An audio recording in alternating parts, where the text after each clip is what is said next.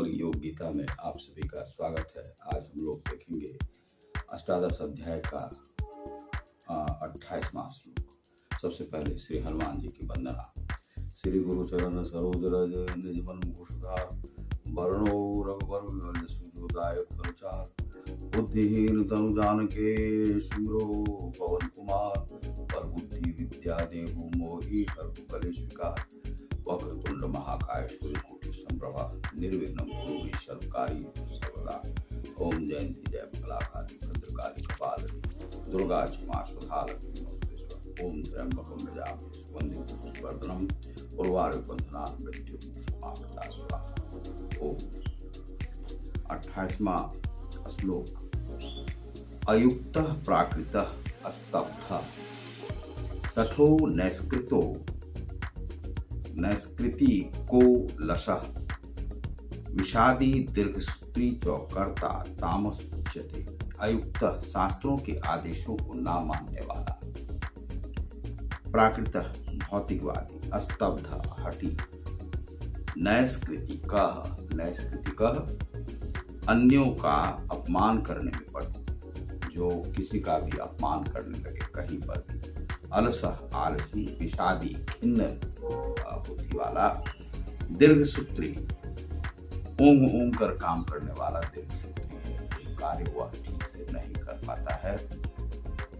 चौभी कर्ता तामसा तमोगुणी उच्यते कहलाता है।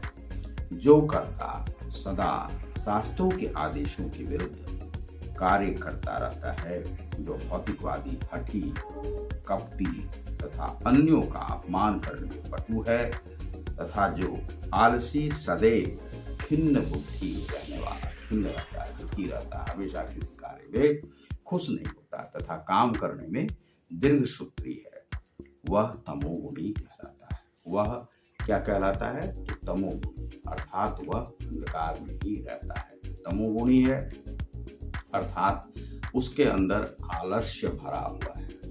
अब यहाँ पर कहा गया है कपटी और खिन्न बुद्धि, और आपको कहा गया है कि वह दूसरों का अपमान करने वाला है। ऐसा व्यक्ति, ऐसा कैसा व्यक्ति होता है? उस व्यक्ति के भीतर कोई भी कार्य की सिद्धता नहीं रहती है, वह कार्य करना ही नहीं चाहता है।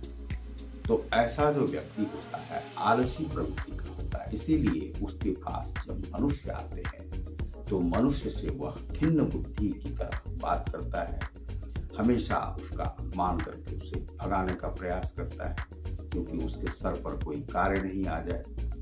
तो ऐसा जो व्यक्ति होता है उसे तामसी प्रवृत्ति का व्यक्ति कहा जाता है। क्रिया योग में ऐसे व्यक्ति से साधन कर्म नहीं हो पाते हैं, योग नहीं सध पाते हैं और ध्यान नहीं हो पाता है, पूजन का कर्म नहीं हो पाता है।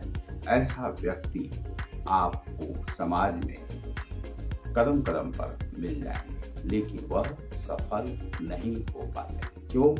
क्योंकि उसकी जो बुद्धि होती है वह खिन्न बुद्धि होती है, और वह खिन्न बुद्धि अर्थात वह कोई कार्य करने में रुचि नहीं रखता है, नहीं करें वह नहीं करें। तो ऐसे व्यक्ति को तामसी प्रवृत्ति का श्री कृष्ण ने कहा है, लेकिन यह कह देने मात्र से नहीं होता है। अब यहाँ पर कंफ्यूजिंग स्टेट्स में आप पहुंच जाते हैं, इसलिए कि एक तरफ तो श्री कृष्ण कहते हैं कि किसी भी कर्म को कर्म समझकर करना या कर्म में प्रवृत्त ही नहीं होना, वही जो है वही व्यक्ति ज्ञानी है।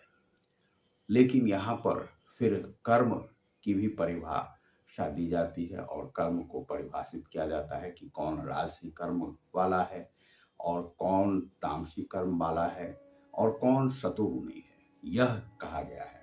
अब यहाँ पर यह बताया जा रहा है कि जो खिन्न मना है, लेकिन यहाँ पर कर्म से यहाँ पर नहीं, आप देख सकते हैं यहाँ पर मानसिक जो प्रवृत्ति है उसके लिए श्री कृष्ण ने कहा, यहाँ पर कर्म से उसे जोड़ करके नहीं देखें। यहाँ पर आप देखें कि एक व्यक्ति के पास लोग आते हैं, उसका वह अपमान नहीं करता है, अच्छी तरह से बैठता है, बात करता है।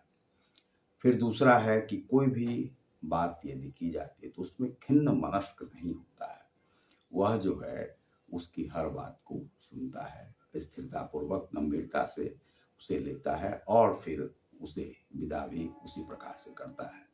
यह कर्म लेकिन जो खिन्न मना होता है, यानी कि तामसिक प्रवृत्ति का, वह दूसरों का अपमान करने वाला होता है। जैसे ही व्यक्ति आता हो तो उसका कुछ ना कुछ करके उसे दूर भगा देता है। दूसरा है कि इस प्रकार का व्यक्ति खिन्न बुद्धि होता है, उसकी बुद्धि में हमेशा कुछ ना कुछ चलते रहता है, किसी कार्य का की जो जिम्मेदारी है वह नहीं ले पाता है। तो ऐसे व्यक्ति को यहाँ पर तामसी श्री कृष्ण ने कहा है। आप देख रहे हैं ग्लोबल योग गीता को। बहुत बहुत धन्यवाद। नमस्कार।